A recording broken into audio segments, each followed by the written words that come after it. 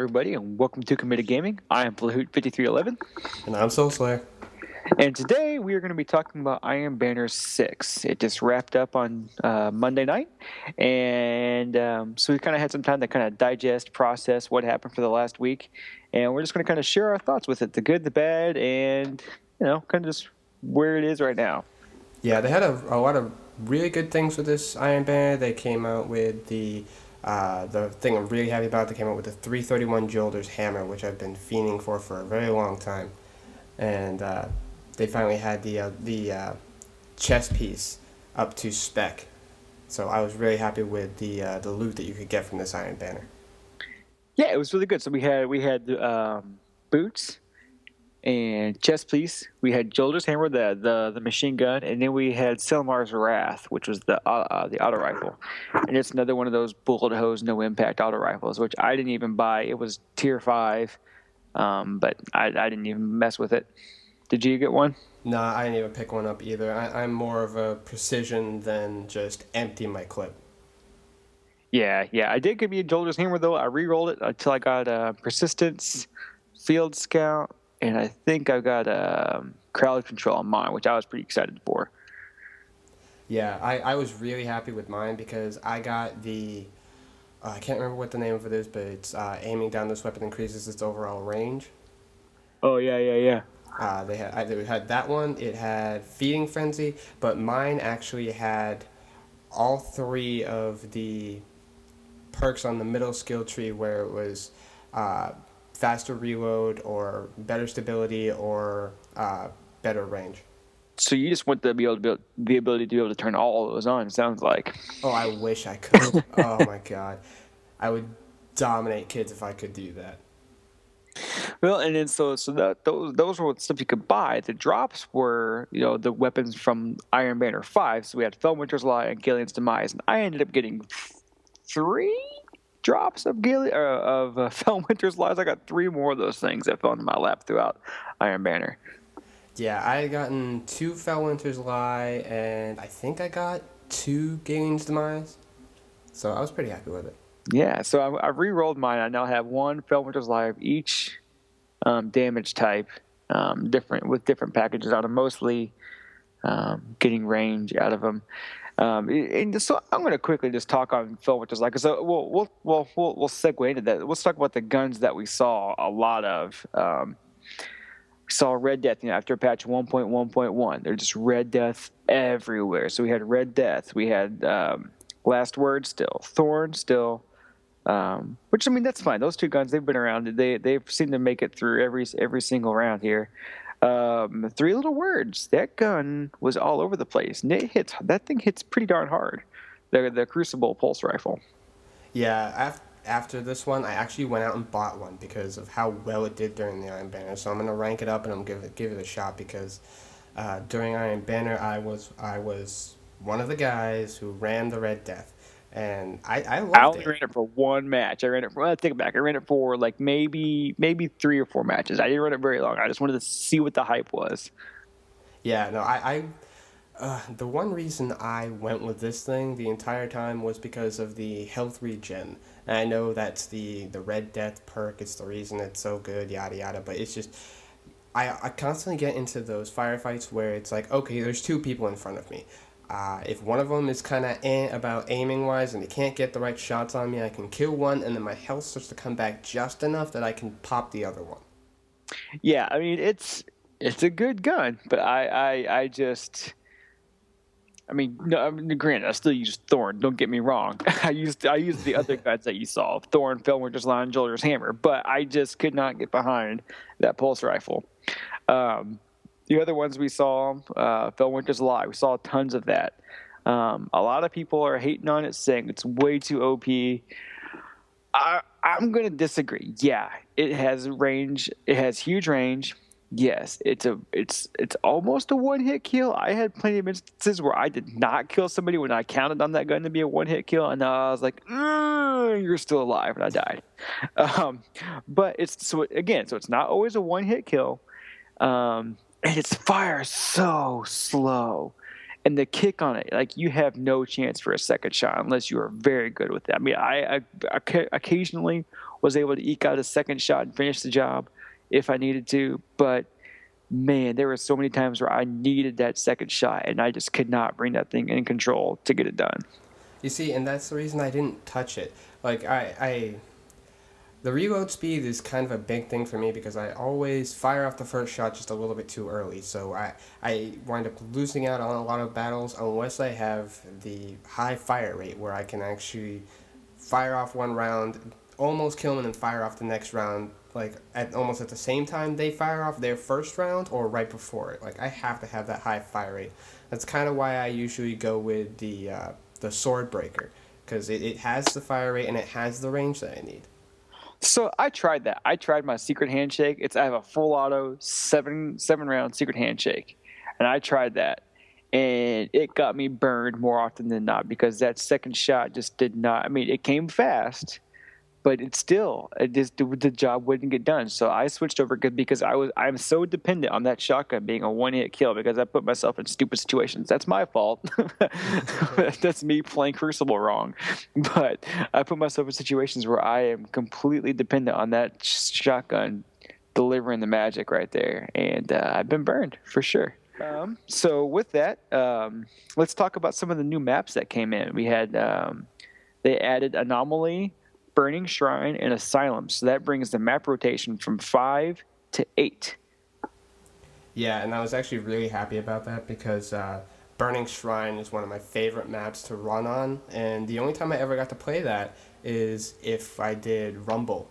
That's the only time I ever see it in rotation. Like it was in, I can't remember, it was in at least one more rotation, but it's just the only time I ever saw it was in Rumble.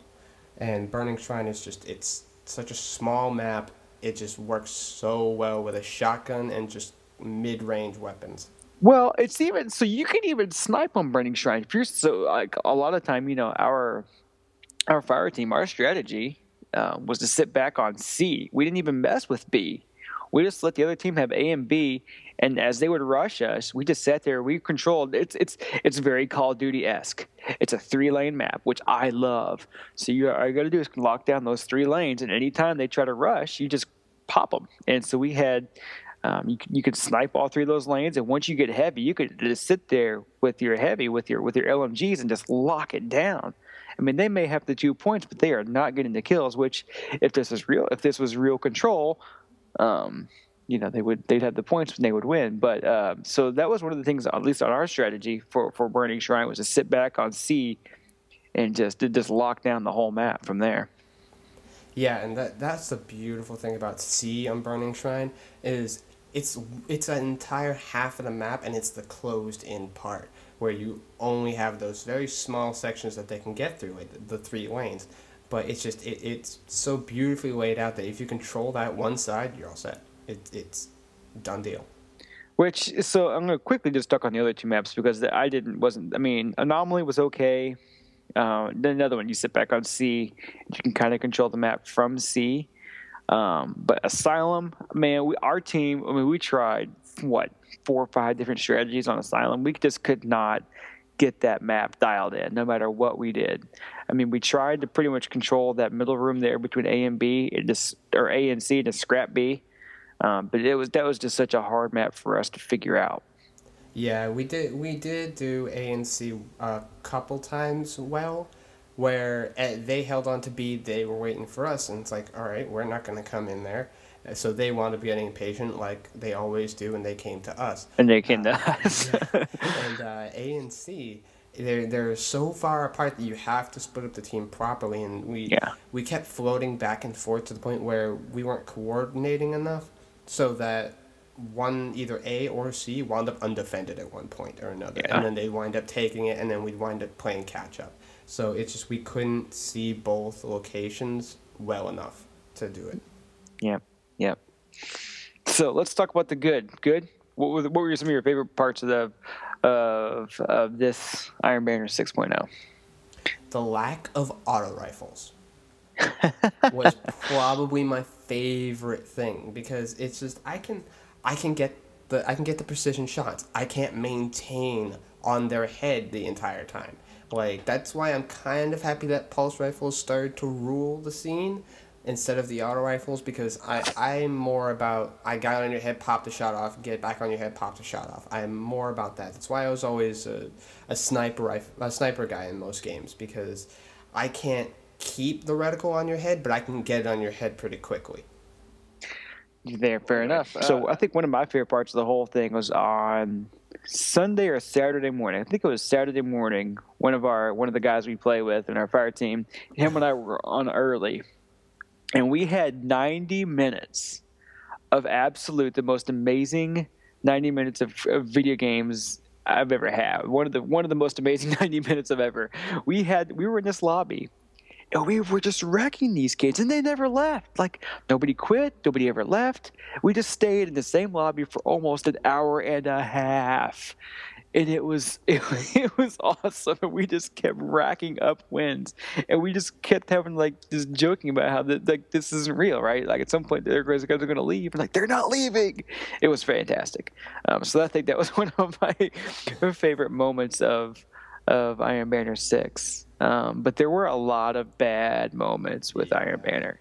Um, I mean, I think there was more lag in this round of Iron Banner than I've seen in the past. Yeah, there was a lot of lag. Where my favorite was I fire off like three shotgun rounds into somebody's face, and then they'd walk up and then stab me, and I'd die, and then I'd respawn and then get the kill for them, and then you see them Right. fall off in the distance, and it's like, wait, what just happened there? Which means I shouldn't have been killed off my eighth kill because I was two away from my Iron Wrath 10 kills Right, in a row. right, and it was just so frustrating. Yeah, that was a bit dumb. That happened constantly. So there was that kind of thing. There was also the magical part where everybody's dead and nobody's spawning back in. I mean, there was one moment where that actually played out in our favor. Were you there that night where we did that one? Where we won the match because the other team didn't spawn back in?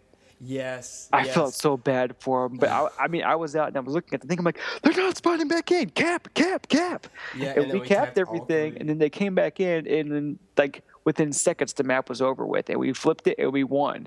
And I was like, oh, those guys are so pissed. I But just that remember happens a lot. Yeah, it does happen a lot, and I just remembered hearing you say, "Oh, they must be so pissed. Oh, they must be so pissed. I would be so pissed." I mean, basically, the lag cost them that match because they couldn't come back in because they had us. I mean, they were winning, Oh yeah, and so that was a weird thing. And I don't know what causes, you know, the spawn back in to lock up that way, but that happens. It seemed to happen a fair amount, and it did. that happened. I know at least twice to me during Iron Banner 5. See, I Um, I don't remember that happening much during Iron Man 5, maybe once, but it happened like almost every other game during Iron Banner 6. hmm And speaking of spawns, what happened? I thought Destiny was one of those games where you can't spawn camp. You can't spawn camp. All right, that's fine. You can't spawn camp. But it was like Call of Duty Ghost style spawning. I mean, that was one of my big knocks on Call of Duty Ghost was you would just randomly spawn in front of somebody. And that was something that I never noticed in Destiny until Iron Banner 6, really. I mean, just spawning right in front of people where I'm getting fired upon. Yeah, I had one situation where we kept spawning in one corner of the map. We wouldn't spawn anywhere else besides one corner of the map. There was this guy sitting way up high. I died by him and then spawned back in before the respawn animation had finished. I was taking fire from him. The same exact guy. Like, I got so pissed off because it's just there was nothing I could have done. I was at half health before I could even move my gun. Yeah, I don't know. I don't know if if it was some of the smaller maps that happened or what, but I know they did some map tweaking to kind of make them a little bit more playable. But I don't know if something when they did that if they kind of messed up some of the spawns, but they were not good. They were definitely some instances of very very bad spawns. I mean enough that I took a note about it. I mean if I get a bad spawn every now and then, yeah, that happens. But I mean it was enough that I was like I wrote it down as one of the things that to talk about because it was just crazy. Yeah, it was insane. But I mean, overall, I think it's pretty good. I mean, I got to rank 6 with my rank 6. This is Iron Banner 6. I got to rank 5 with my Titan. I got to rank 4 with my Hunter. And I didn't get that far with my Warlock. I think next time I'm going to play with my Warlock and my probably Warlock and my Hunter next time. Yeah, I got up to rank 4 with my Titan and rank 5 with my Hunter because I hadn't gotten my Hunter up in Iron Banner and any of them. Like, I just hadn't touched Yeah, him in me Iron neither. Banner. So I had to go through and get all the stuff for him, get the class item and things Yep. of that nature. Yep, me too. Yeah. So overall, I think it was pretty good. I think patch 1.1.1 was definitely felt. I mean, Yeah. just the gun choice from one Iron Banner from 5 to 6 was completely different. And I realize people are still on the Red Death hype train, but I think it'll be interesting to see when the next one rolls around if that is still the case. If people are still all over that the Red Death train. I think by the time the next one comes around, they'll find another pulse rifle because pulse rifles are still gods in PvP at the moment. I figure they'll find people will start realizing that 3 little words is actually a really good pulse rifle. And Oversoul's Edict, that thing's a full auto beast. Yeah, no, I saw a couple of those. A little squirt gun that you always hear. It sounds like a little squirt gun in the background. It does, yeah.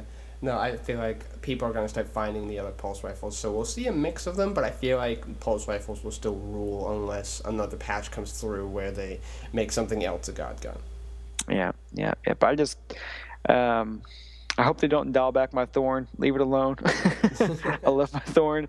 And leave the Felwinter's lie alone. That's an interesting gun. I think it takes, you have to fully commit to using that gun because the range is good, but if you miss that shot or if it doesn't do the job, then you're done. Oh yeah, you're done. And so it's a high risk, high reward gun, and I think they should let it stay that way. I think so too. All right. Well, did you have anything else to add to this? No, I think we covered everything. All right. Well, that was just a quick little thoughts given on Iron Banner 6. Let us know in the comments below what you thought. Did you get anything good out of it? And I'm still waiting. The one thing I still want from Iron Banner is the Birth of History, the school bus. I still want the school bus. I don't have one yet. One of these days I'll get one. Leave your thoughts in the comments section below. We'd love to see kind of what you thought about Iron Banner, what you thought was good, what was bad, what you saw, if you saw something different than us. We'd just love to hear back from you. Yeah, we would. We love hearing from our fans.